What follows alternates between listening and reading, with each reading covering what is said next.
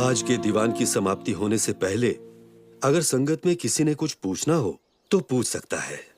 गुरुजी, अगर कोई पाप करता है तो क्या उसको इसी जन्म में भोगना पड़ता है? हाँ, बिल्कुल। गुरु साहब ने समझाया, पापों का हिसाब यहां ही देकर जाना है।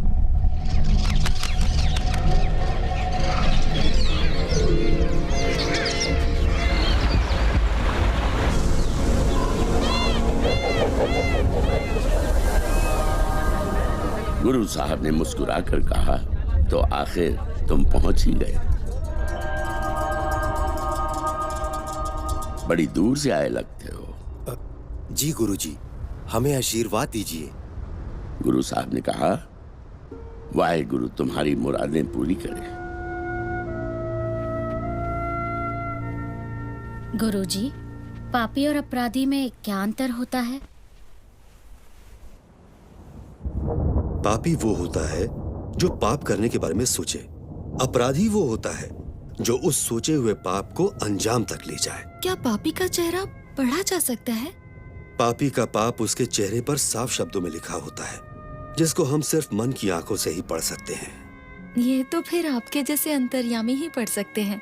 हम तो किसी पर भी धोखा खा सकते हैं। गुरु साहब ने कहा, धोखे से ही तो 5वें गुरु साहब को लाहौर बुलाया गया था। क्या उनको पता नहीं था? पता था, पर रब को प्यार करने वाले रब की रजा में ही रहना पसंद करते हैं। गुरुजी, इन तुर्कों के पापों का हिसाब कौन करेगा? क्या उनको भी कभी उनके किए सारे जुल्मों की सजा मिलेगी? गुरु साहब ने समझाया, जैसा अनाज धरती में बीजोगे वही उगेगा, उसी को काटना पड़ेगा। काटने की ऋतु कब आएगी ये निरंकार जानता है। गुरुजी, इतनी भी गर्मी नहीं। फिर इन दोनों के माथे पर पसीना? इन दोनों की आंखों में मैंने अजीब सी बेचैनी देखी है। बाकी आप जग ज्ञाता हो। गुरु साहब ने समझाया, खालसा जी, हर एक प्राणी अपने आप में पूरा ब्रह्मांड है। किसी के ब्रह्मांड में झांक कर देखोगे तो उसके गुण अवगुण आपके अंदर आ जाएंगे। अच्छा यही होगा कि हम अपने अपने ब्रह्मांडों की खोज करें। इसी खोज में ही हमारे मन को सुख और शांति प्राप्त होगी। जो ब्रह्मंडे सोई पिंडे, जो खोजे सो पावे।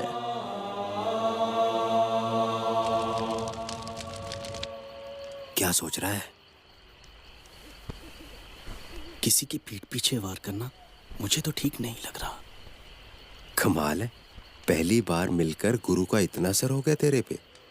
देखा नहीं वो कैसे मुस्कुरा रही थी, जैसे उन्हें पता हो कि हम क्या करने आए हैं यहाँ।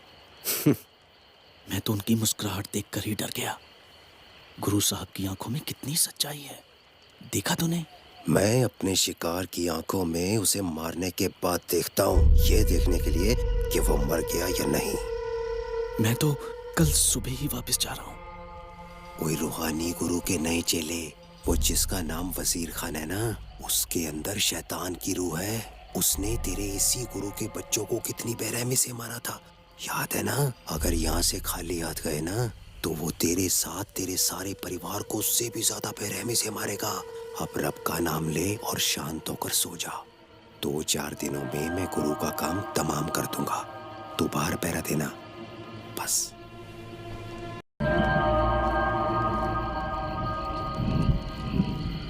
जी गुरु साहब, देख के आते हैं। तंबू में ही रखा था ना? हाँ हाँ, तू चल तो सही। तू बाहर रुकना, मैं बस अभी काम तमाम करके आया। चल चल चल चल, आराम से आराम से। इतनी रात गए? इन घोड़ों को क्या हुआ?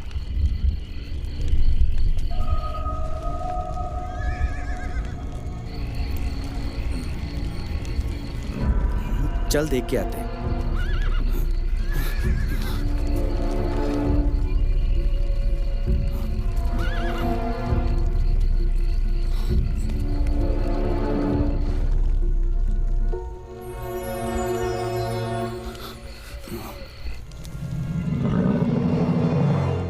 यहाँ तो सब ठीक है।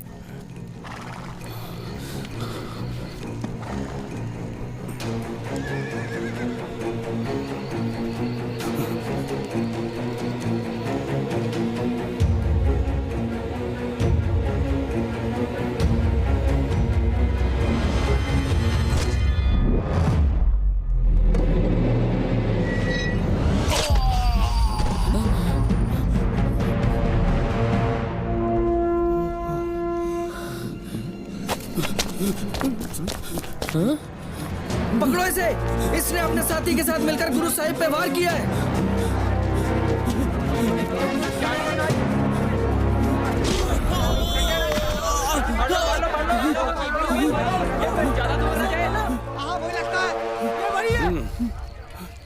कौन है तू? कहां से आया है? मुझे वजीर खान ने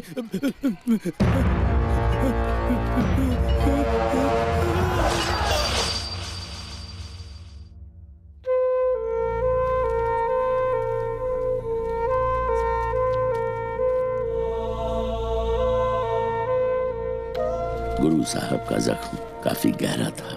वैद्य ने उसको सीकर खून का बहना तो बंद कर दिया, पर जख्म की गहराई के बारे में उसे ठीक अंदाजा नहीं लग पाया। गोदावरी के किनारे बादशाह बहादुर शाह के डेरे से सिंघों ने एक अंग्रेज डॉक्टर को बुलाकर इलाज करवाया। उसने तसल्ली दी कि जख्म तो ठीक हो जाएगा, पर गुरु साहब को कम से कम 6 महीने आराम करना पड़ेगा। ध्यान रखना होगा, खतरा बढ़ सकता है। गुरु साहब का जख्म काफी गहरा था, पर वैद्य का कहना था कि उनके शरीर में धीरे धीरे जहर फैल रहा है। सिंह ये सुनकर बहुत घबराए हुए थे। गुरु साहब ने उनको बुलाकर समझाया कि चिंता करने की कोई जरूरत नहीं, रब की रजा में ही सबका भला है। गुरु साहब ने फिर दया सिंह जी से कहा, ग्रंथ साहब जी का प्रकाश करो, हम एक रस्म अदा करना चाहते हैं।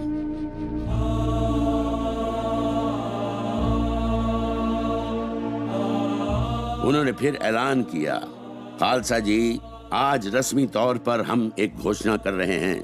फैसला तो बैसाखी के दिन ही हमने कर लिया था, जब हमने 5 प्यारों को अमृत छकाया था। आज हमने 5 पैसे श्री गुरु ग्रंथ साहब के आगे चढ़ाकर माथा टेक दिया है। आज के बाद हमारे भी और आपके भी यही गुरु होंगे। अब से कोई भी देहधारी गुरु नहीं होगा।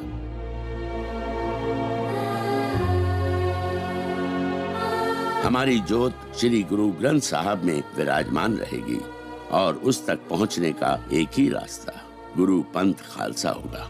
आज्ञा पई अकाल की तभी चलायो पंथ, सब सिखण को हुक्म है गुरु मान्यो ग्रंथ। हमारी तरफ से सारी संगत फतेह परवान करे। वाहिगुरु जी का खालसा, वाहिगुरु जी की फतेह। बोले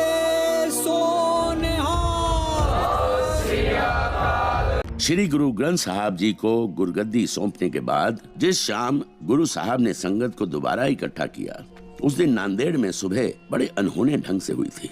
पंछी चहचहाए नहीं, मोर हिरन मस्ती करने की बजाय उदास आंखों से गुरु साहब के डेरे की तरफ देखते रहे।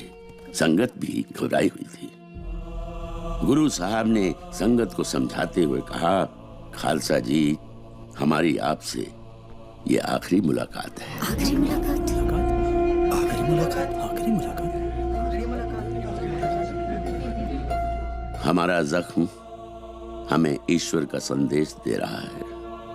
कुछ देर बाद हम अपनी अंतिम सांस लेंगे। रब के वास्ते गुरुजी, ऐसा मत कहिए। सच्चे बादशाह हमें छोड़कर जा रहे हो, ये उचित नहीं है। गुरु साहब ने समझाया, जैसे निरंकार के दिए हुए श्वास पूरे होते हैं, मौत इंसान को अगले सफर का मुसाफिर बना देती है। ना पहली पातशाहियां दुनिया छोड़कर गईं, ना हम जाएंगे। हाँ, अकाल पुरख के हुक्म से ये 5 तत्वों का शरीर छोड़कर हम सदा के लिए परमात्मा में विलीन हो जाएंगे। फिर जो हमें सच्चे दिल से याद करेगा, हम उसके पास हाजिर हो जाया करेंगे। आप सबने आज से पर्चा शबद्दा पूजा अकाल पुरख की दीदार खालसेदा सिद्धांत पैरा देना। वक्त आ गया है। अच्छा, अब हमें जाने की आज्ञा दीजिए। हमारी तरफ से सभी संगत को फतेह परवान हो। वाहिगुरु जी का खालसा, वाहिगुरु जी की फतेह।